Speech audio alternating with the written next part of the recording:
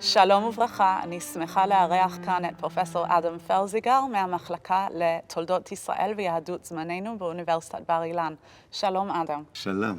אתה בין היתר סוציולוג והיסטוריון, ואתה בעצם אחד החוקרים, בטח בישראל וגם אולי בעולם, שהתחלת לחקור את ההגות ואת הפופולריות, אפשר גם לומר, של הרב זקס. כיצד היית מתאר את הרעיונות הגדולים והמרכזיים של הרב זקס?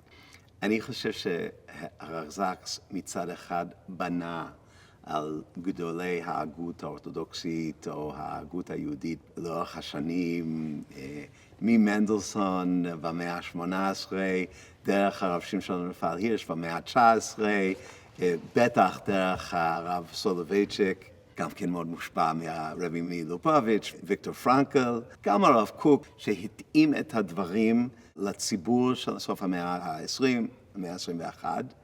מצד שני, הנושא המוסרי מאוד מאוד מרכזי אצלו.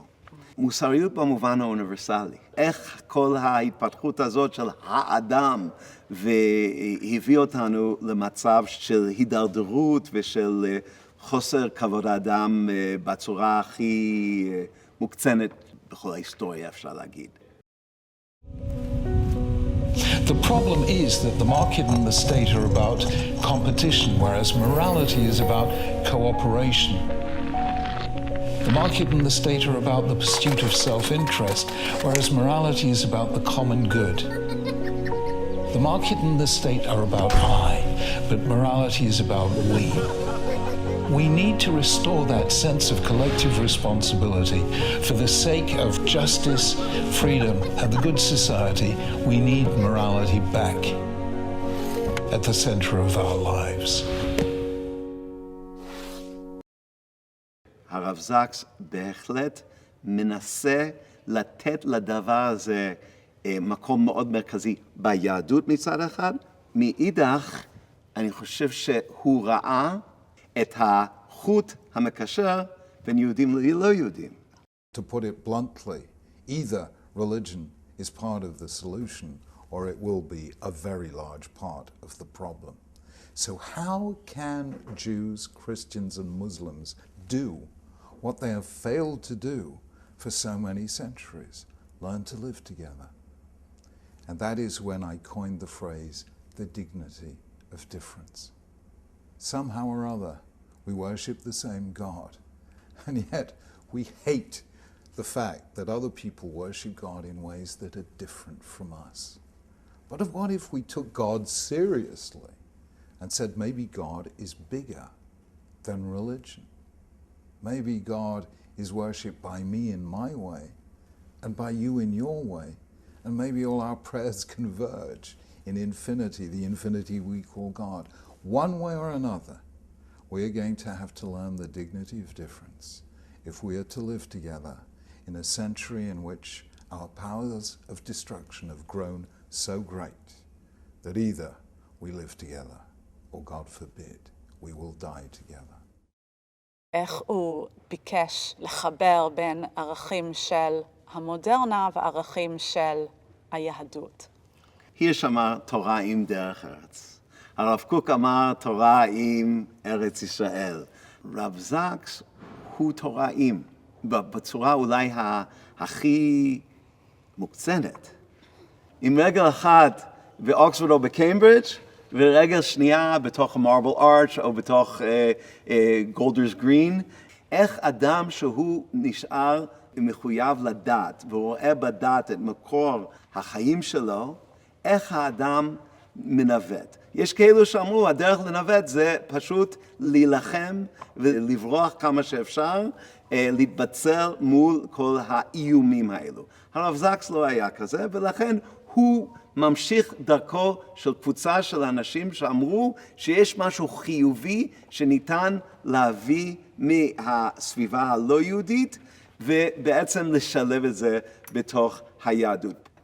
ואני חושב שזה גם כן אחד מהמפתחות להבין את ההצלחה הגדולה שלו בכלל, ובמובנים רבים במדינת ישראל בשנים האחרונות. I'm under no illusion. The task of rebuilding society isn't an easy one. But I believe that the values needed to do so are deeply enshrined in religion. The Jewish community should be proud of its achievements. A Jewish presence in society makes a difference. Our task is to be true to our faith and a blessing to others. A blessing to others because we're true to our faith. Today's children are growing up in a world that's telling them that religion is increasingly irrelevant. My message is that it's more relevant than ever. רוב הכתיבה שלו על טקסטים יהודיים זה כתיבה על התנ"ך. התנ"ך הוא בעצם המקור לערכים אוניברסליים. הוא גם כן מצטט מהתלמוד, מדרש וכו', אבל הרבה פחות.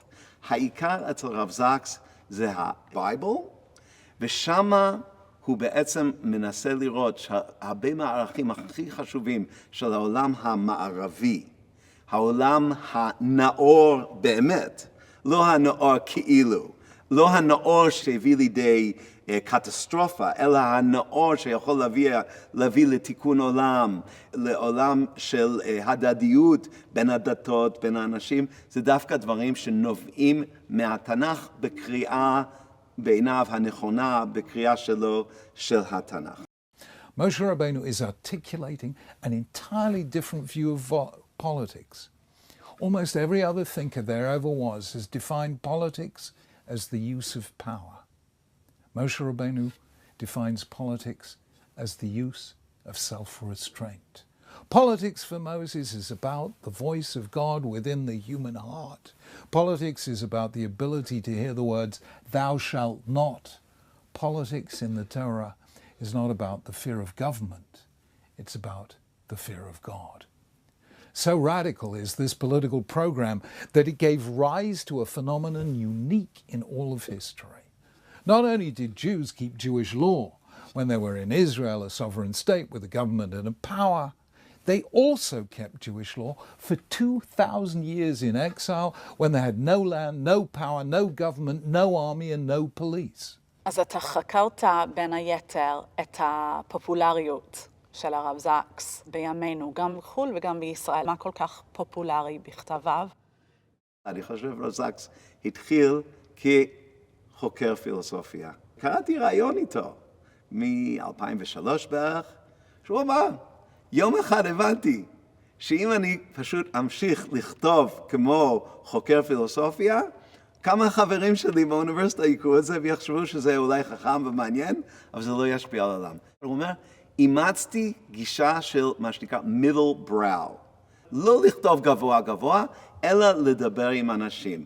ויכול להיות שיש הוגים בעולם שקצת לא כל כך ראו את זה בעין יפה, אבל העובדה היא שתלכו לשבוע הספר, תראו כמה הספרים שלו נמכרים היום. הוא יצר קשר עם הוצאת קורן, הביאו מתרגם פשוט נפלא, לתרגם את הדברים שלו לעברית, ושנה אחרי שנה הוציאו את הספרים שלו, את הפרשנויות שלו להגדה, לסידור, לחומש.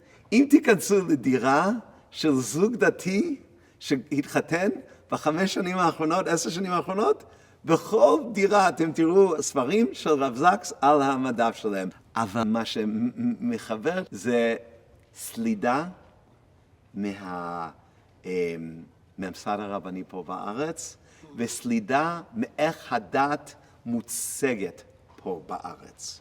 והם רואים את הרב זקס כאדם שמציג את הדת בצורה עמוקה, מורכבת, מוסרית, בלי כפייה, בצורה שאטרקטיבית בתוך השיח האינטלקטואלי והמוסרי והתרבותי העולמי. אז הוא מציע אלטרנטיבה למחשבה דתית?